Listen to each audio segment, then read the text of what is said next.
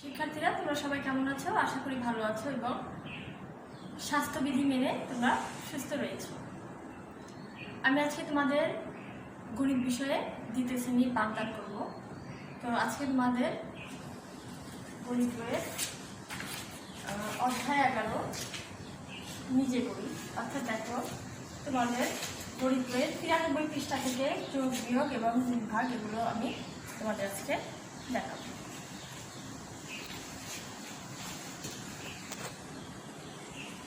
এখানে দেখো যোগ করি, এখানে 15 যোগ 24, ঠিক আছে, এটা আমরা আজকে যোগ করে দেবো। এখানে দেখো 4 একক এবং 2 দশক, ঠিক আছে। এখানে 4 একক এবং 5 একক যোগ করবো আমরা। তাহলে 5 এককের সাথে 4 একক যোগ করলে কত হয়? এখানে ধরো 5 আছে আমার, এটার সাথে আমি আরো 4 যোগ করবো, তাহলে 1 2 3 4 5। এটার সাথে যদি আমি 4 যোগ করি, 5 6 7 8 9, ঠিক আছে, তাহলে কিন্তু এখানে হবে 9। এবং এটা যেহেতু দশক, কারণ 2 দশকের সাথে 1 দশক যোগ করলে কত হবে? এই দেখো এখানে 2 দশক, হ্যাঁ, এটার সাথে যদি আমি 1 দশক যোগ করি তাহলে 1 2 3, ঠিক আছে, তাহলে হবে 3, অর্থাৎ এখানে হবে 39। তাহলে এখানেও এটাতে চলে যায়, দেখো 1 একক এবং 4 একক, 4 এককের সাথে 1 একক যোগ করলে কত হবে? দেখো এখানে 1 2 3 4, হ্যাঁ, 4-এর সাথে যদি আমি এখানে 1 একক যোগ করি তাহলে 4-এর সাথে 1 একক, 4-এর সাথে 1 একক যোগ করলে কত হবে? 4। 1 2 3 4 5, তাহলে এখানে হবে 5। এবং এখানে 3 দশক এবং 5 দশক, তাই না? তাহলে এখানে ধরো 5 দশকের সাথে 3 দশক যোগ করলে কত হবে? এখানে ধরো 5, হ্যাঁ, 1 2 3 4 5। এই 5-এর সঙ্গে যদি আমি আরও 3 দশক যোগ করি তাহলে ধরো এই 3 দশক 1 2 3, তাহলে 5 6 7 8, ঠিক আছে, তাহলে এখানে হবে 8। অর্থাৎ তোমরা এটা তোমাদের হাতের আঙুলে গুনে করতে পারো, কিংবা তোমাদের খাতায় পেন্সিলে দাগ কেটেও তোমরা করতে পারো, যেটা তোমাদের সুবিধা হবে সেভাবে তোমরা করবে। তো তাহলে চলো এবার আমরা, তাহলে দেখো এখানে আমি আবারও দেখাচ্ছি, 5 দশকের সাথে যদি 3 দশক যোগ করি তাহলে 1 2 3 4 5, তাই না? 5-এর সাথে যদি 3 যোগ করি, এখানে 3 1 2 3, তাহলে 5-এর সাথে 3 যোগ করলে 5 6 7 8, ঠিক আছে, সেই 8টা আমি এখানে লিখেছি। তো তাহলে চলো আমি এবার বিয়োগে চলে যাই। এখানে বিয়োগ আছে, দেখো 68 বিয়োগ 26, তাহলে এখানে দেখো এটা 8 একক, 68 বিয়োগ 26, এখানে 6 একক এবং 2 দশক। তাহলে আমি যদি 8 একক থেকে 6 একক বাদ দিই, তাহলে 8 থেকে 6 বাদ দিলে কত হয় বলো তো? হ্যাঁ, 6 থেকে 8 গুণ 6 7 8 2 হবে, ঠিক আছে। অর্থাৎ তুমি এইভাবে 8 একক থেকে 6 একক বাদ দিবে, এভাবে গুনে নিবে। 8 যেমন ধরো 1 2 3 4 5 6 7 8, এখান থেকে যদি 8 থেকে যদি আমি 6 বাদ দিই, ঠিক আছে, এখানে 8 থেকে যদি আমি 6 বাদ দিই তাহলে ধরো ওখানে কত থাকলো? 2, তাহলে তাই না? তাহলে এখানে আমি 2 লিখেছি। এবং এখানে দেখো 6 দশক এবং 2 দশক, তাহলে 6 দশক থেকে যদি আমি 2 দশক বাদ দিই কত হয়? এখানে ধরো 1 2 3 4 5 6, হ্যাঁ, এখান থেকে যদি আমি 2 দশক বাদ দিই তাহলে ধরো বাদ দিলাম, কত থাকলো হাতে? কোনো 1 2 3 4, তাহলে কিন্তু এখানে হবে 4, ঠিক আছে। অর্থাৎ 6 থেকে 2 বাদ দিলে কত হচ্ছে? 4। এভাবে তোমরা আঙুলে গুনে কিংবা পেন্সিলে লিখে করতে পারো। তো এবার চলো আমরা একটু গুণ দেখি। এখানে দেখো 7 গুণ 5, 7-এর সাথে 5 গুণ করলে কত হয়? দেখো আমাদের যেহেতু একটা বিয়োগ এখানে আছে, তাহলে আমরা বিয়োগটা করার পর এখানে গুণে চলে আসবো। এখানে দেখো 5 একক এবং 5 একক যদি আমি বাদ দিই, বিয়োগ করি, তাহলে কিন্তু এখানে হবে 0। এবং 3 দশক থেকে 1 দশক যদি বাদ দিই তাহলে কত হবে? দেখো গুণি 1 2 3, এখান থেকে যদি আমি 1 দশক বাদ দিই তাহলে কত থাকতেছে? 1 2, তাই না? তাহলে আমি লিখলাম 2, অর্থাৎ এখানে হবে 3 দশক থেকে 1 দশক বাদ দিলে হবে 2। তাহলে এখন চলো আমরা গুণে চলে যাই। তাহলে দেখো আমরা গুণে চলে যাই। তাহলে এখানে গুণ দেখো 5 গুণ 7, অর্থাৎ 7 এবং 5 গুণ করলে কত হবে? তাহলে আমাদেরকে 5-এর ঘরের নামতাটা করতে হবে। তাহলে দেখো 5-এর ঘরের নামতা আমরা কিন্তু 5-এর ঘরের নামতা জানি। 5-এর ঘরের নামতাটা আমরা আবার মনে করার চেষ্টা করি। দেখো 5 গুণ 1 5, 5 গুণ 2 10, 5 গুণ 3 15 এবং 5 গুণ 4 20, 5 গুণ 5 25, 5 গুণ 6 30 এবং 5 গুণ 7 কিন্তু 35 হবে। অর্থাৎ সাথে সাথে 5 গুণ করলে হবে 35। এবার দেখো 9 গুণ 7, অর্থাৎ 9 গুণ 7 অর্থাৎ 7, 9 এবং 7 গুণ করলে কত হয়? তাহলে এখানে আমাদের 7-এর ঘরে নামতা করতে হবে।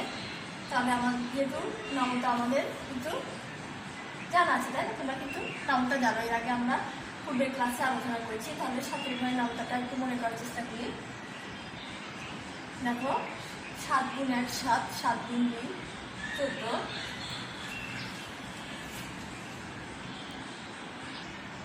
তাহলে 7 গুণ 2 14, 7 গুণ 3 21, 7 গুণ 4 28 এবং 7 গুণ 5 35, 7 গুণ 6 42 এবং 7 গুণ 8।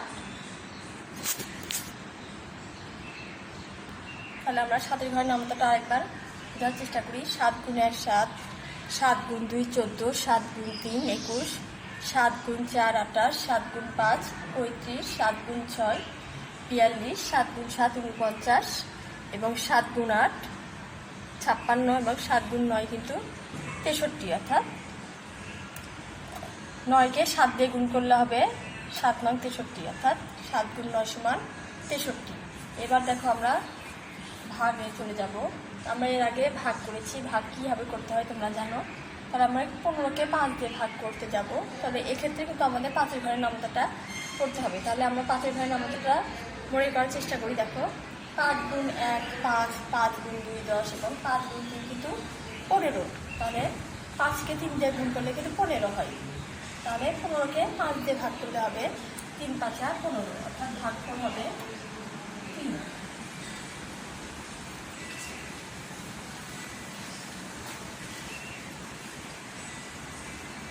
এরপর দেখো 36 ভাগ 9, অর্থাৎ 36কে 9 দিয়ে ভাগ করলে কত হবে? তাহলে এখানে আমাদের অবশ্যই আবার 9-এর ঘরের নামতাটা মনে করতে হবে। তাহলে চলো আমরা 9-এর ঘরের নামতাটা একটু মনে করার চেষ্টা করি। তাহলে 9 গুণ 1 9, 9 গুণ 2 18, 9 গুণ 3 27, 9 গুণ 4 36। আমরা কিন্তু পেয়ে গেলাম না, 4 9 36, অর্থাৎ 36কে 9 দিয়ে ভাগ করলে হবে 4 এবং 4 গুণ 9 হয় 36, অর্থাৎ 36কে 9 দিয়ে ভাগ করলে হবে 4, অর্থাৎ ভাগফল হবে 4 9 36। ঠিক আছে, তো আমরা আরেকবার দেখি। 15-র সাথে 24 যোগ করলে কিন্তু 39 হয় এবং 54 থেকে 31 যোগ করলে হয় 85। আমরা যোগ করে দেখেছি। এবং বিয়োগের ক্ষেত্রে 68 থেকে 26 বাদ দিলে হয় 42 এবং 35 থেকে 15 বিয়োগ দিলে কিন্তু 20 হয়। এখানে দেখো 5 একক থেকে 5 একক বিয়োগ দিয়ে আমাদের 0 হয়েছে। ঠিক আছে, এবং 3 দশক থেকে 1 দশক বাদে 2 হয়েছে। এভাবে 35 বিয়োগ 15 থেকে হয়েছে আমাদের 20, মানে 35 থেকে 15 বিয়োগ দিয়ে আমরা 20 পেয়েছি। এরপর দেখো 3 নাম্বার গুণ করি। এখানে দেখেছি আমরা 7 গুণ 5, অর্থাৎ 7কে 5 দিয়ে গুণ করলে হয় 35 এবং 9 গুণ 7, 9কে 7 দিয়ে গুণ করলে হয় 63। আবার ভাগ করার ক্ষেত্রে 15কে 5 দিয়ে ভাগ করলে হয় ভাগফল 3 এবং 36কে 9 দিয়ে ভাগ করলে ভাগফল হয় 4। 36কে 9 দিয়ে ভাগ করলে ভাগফল হয় 4। তখন আমরা 93 পৃষ্ঠার এই যোগ করি, 1 নাম্বার যোগ করি থেকে আমরা 1 নাম্বার করেছি এবং 2 নাম্বার করেছি, বাকিগুলো তোমরা বাসায় করবে। এবং বিয়োগ করি 2 নাম্বার থেকে আমরা 2 নাম্বার বিয়োগ করেছি এবং 3 নাম্বার করেছি, বাকিগুলো তোমরা বাসায় করবে। এবং 3 নাম্বার এই গুণের ক্ষেত্রে আমরা এখানে 5 নাম্বার গুণটা এবং 12 নাম্বার গুণটা করেছি, বাকি যেগুলো আছে এগুলো তোমরা বাসায় করবে। এবং ভাগের ক্ষেত্রে তাই আমরা এখানে 4 নাম্বার ভাগটা দেখিয়েছি এবং 8 নাম্বার ভাগটা দেখিয়েছি, বাকি যেগুলো আছে তোমরা সেগুলো বাসায় করতে শিখবে। এরপর আমরা দেখো 94 পৃষ্ঠায় কিছু সমস্যা আছে, সেগুলো আমরা সমাধান করব। তো এখানে 5 নম্বর সমস্যাটা দেখো, একটি বিদ্যালয়ে 2য় শ্রেণীতে 34 জন ছাত্র ও 51 জন ছাত্রী আছে। 5 নম্বর সমস্যাটা আমরা করছিলাম, আবার করি। একটি বিদ্যালয়ে 2য় শ্রেণীতে 34 জন ছাত্র ও 51 জন ছাত্রী আছে। ছাত্রছাত্রীদের মধ্যে কাদের সংখ্যা বেশি, কত বেশি? এই সমাধানটা আমরা এগিয়ে দেখবো। এখানে কিন্তু আমরা দেখতেই পাচ্ছি যে 2য় শ্রেণীর ছাত্রীর সংখ্যা 34 এবং ছাত্রীর সংখ্যা 51। এখানে বোঝা যাচ্ছে যে ছাত্রীর সংখ্যা কিন্তু বেশি, তাই না? কারণ দেখো 34 জন ছাত্র, 51 জন ছাত্রী, এখানে 34 এবং 51 মধ্যে যে 51 বড়, তাদের বোঝা যাচ্ছে যে 51 জন ছাত্রী আছে, ছাত্রীর সংখ্যা বেশি হবে। কিন্তু কত বেশি হবে এটা আমরা একটু দেখবো, যে ছাত্রীর সংখ্যা বেশি আছে, কত বেশি আছে। তাহলে এখানে আমরা দেখি যে 51 জন ছাত্রী এবং 34 জন ছাত্র, তাহলে 51 থেকে 34 যদি আমরা বিয়োগ করি, তাহলে এখানে দেখবো যে এই 1 একক এবং 4 একক বিয়োগ করতে হবে। কিন্তু 1 একক থেকে তো 4 একক বিয়োগ করা যাবে না, তাই না? যেহেতু 1 একক ছোট, এই জন্য আমরা এই 5 দশক থেকে এখানে 1 দশক দেবো, তাহলে হবে এখানে 11। এবং 11 থেকে যদি 4 বাদ দিই তাহলে কত হবে? 4, 5, 6, 7, 8, 9, 10, 11, অর্থাৎ এখানে হবে 7। এবং 5 দশক থেকে 3 দশক যদি আমি বাদ দিই, তাহলে আমরা আরেকবার বলি যে এখানে আমরা যেহেতু আগে এখানে 1 দশক নিয়েছিলাম, এখানে 5 দশক থেকে 1 দশক নিয়েছিলাম, এই জন্য এখানে 4 দশক আছে, তাই না? তাহলে 4 দশক থেকে 3 দশক বাদ দিলে কত হবে? 4 দশক থেকে 3 দশক বাদ দিলে হবে 1। তাহলে আমরা শুরুতেই কি করেছিলাম, এখানে 1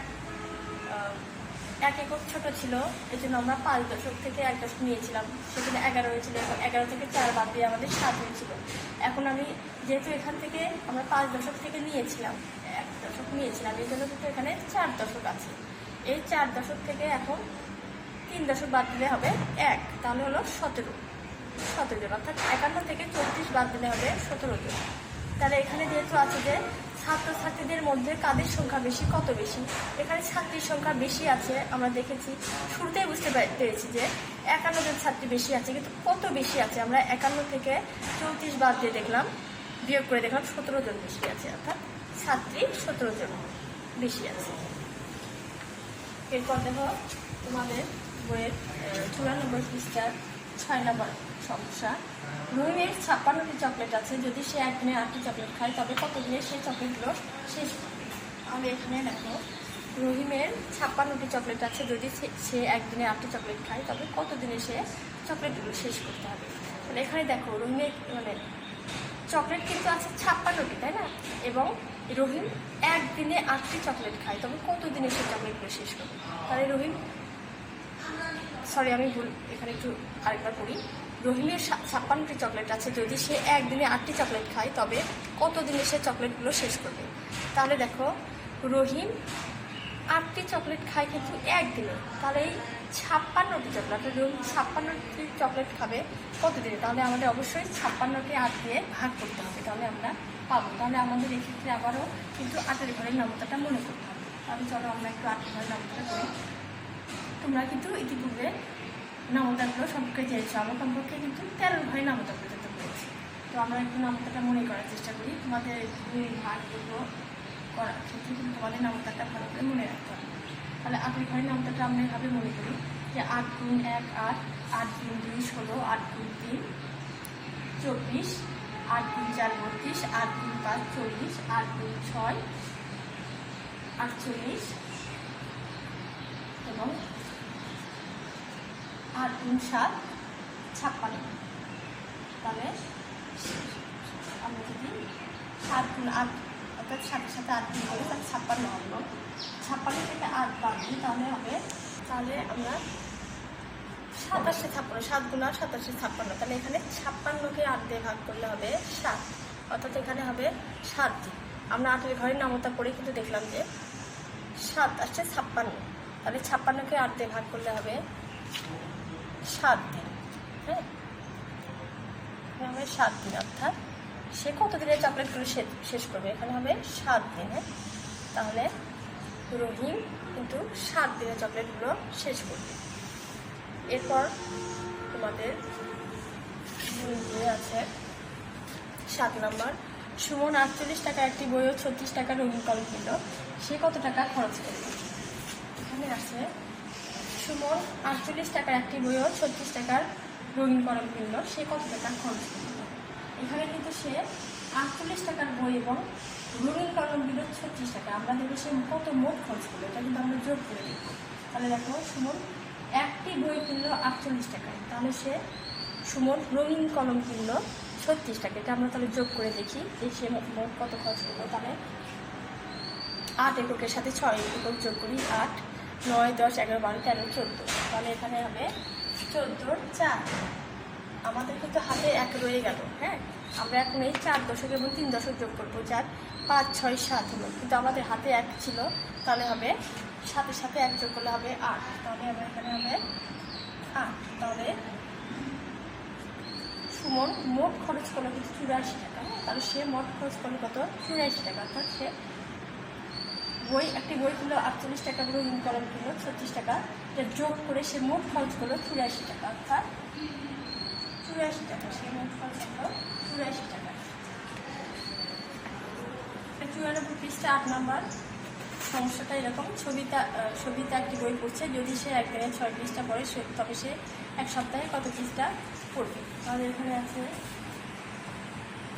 ছবিতে একটি বই পড়ছে, যদি সে একদিনে 6 পৃষ্ঠা পড়ে তবে সে এক সপ্তাহে কত পৃষ্ঠা পড়বে?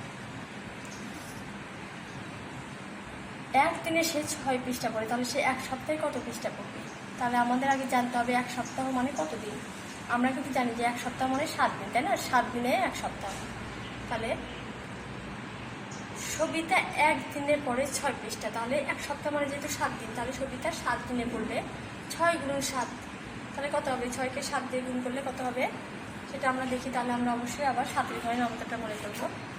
7 গুণ 1 7, 7 গুণ 2 14, 7 গুণ 3 21, 7 গুণ 4 28, 7 গুণ 5 35, 7 গুণ 6 6 7 42। তাহলে হবে 42 পৃষ্ঠা। অর্থাৎ আমরা দেখলাম যে সবিতা একটি বই পড়ছে, যদি সে একদিনে 6 পৃষ্ঠা পড়ে তবে সে এক সপ্তাহে কত পৃষ্ঠা পড়বে? এক সপ্তাহ মানে 7 দিন। তাহলে আমরা বুঝলাম যে 7 দিনে সে 42 পৃষ্ঠা পড়বে। এরপর আছে 9 নম্বর। একজন শিক্ষকের 45টি সাদা কাগজ আছে, যদি তিনি কাগজগুলো সমানভাবে 9 জন শিক্ষার্থীকে দেন তবে প্রত্যেক শিক্ষার্থী কয়টি করে কাগজ পাবে?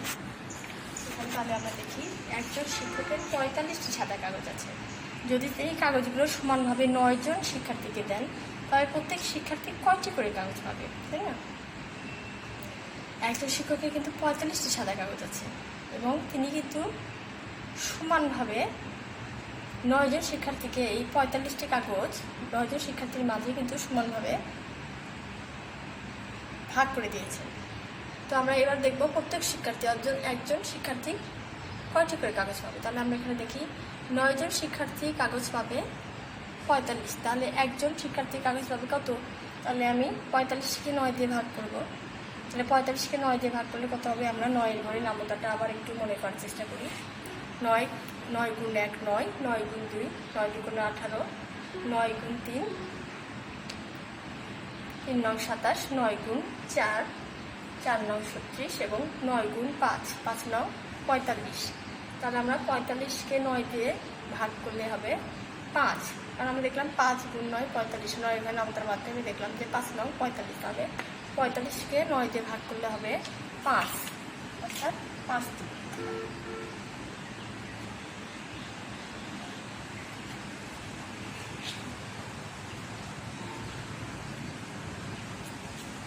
এখানে হবে 5টি, অর্থাৎ তাহলে এখানে হবে প্রত্যেক শিক্ষার্থী কয়টি করে কাগজ পাবে? হ্যাঁ, তাহলে প্রত্যেক শিক্ষার্থী একজন শিক্ষার্থী কাগজ পাবে 5টি, অর্থাৎ 5টি করে কাগজ পাবে।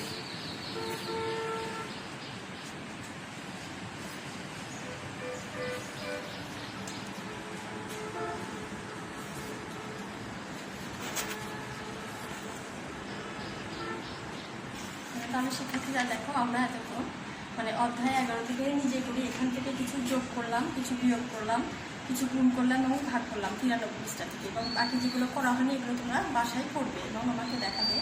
এবং 94 পৃষ্ঠা কিছু সমস্যা আমরা এখানে করলাম। তো বাকি যে সমস্যাগুলো আছে সেই সমস্যাগুলো কিন্তু বাসায় করবে এবং আমাকে পরেই দেখাবে। নিজের সমস্যাগুলো করবে, আমি করে দিচ্ছি। দেখো 10 নম্বর সমস্যা।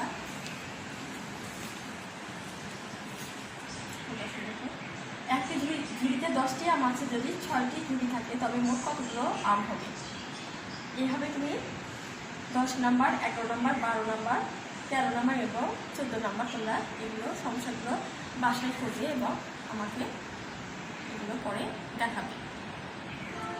স্কুল খোলার পর আমাকে দেখাবে। তো তাহলে 10, 11, 12, 13, 14 নম্বর এই সমস্যাগুলো করবে এবং 93 পৃষ্ঠার যে যোগ বিয়োগ কোন ভাগগুলো করা হয়নি সেগুলো তোমরা কিন্তু করবে, বাসায় করবে এবং এই সমস্যাগুলো বাসায় করবে এবং স্কুল খোলার পর আমাকে দেখাবে। এগুলো কিন্তু তোমাদের বাড়ির কাজ, ঠিক আছে? তোমরা এগুলো খুব সুন্দরভাবে বুঝে করবে। তো আমি আশা করছি তোমরা আমার কথা বুঝতে পারছো। তো সবাই ভালো থেকো, সুস্থ থেকো। আল্লাহ হাফেজ।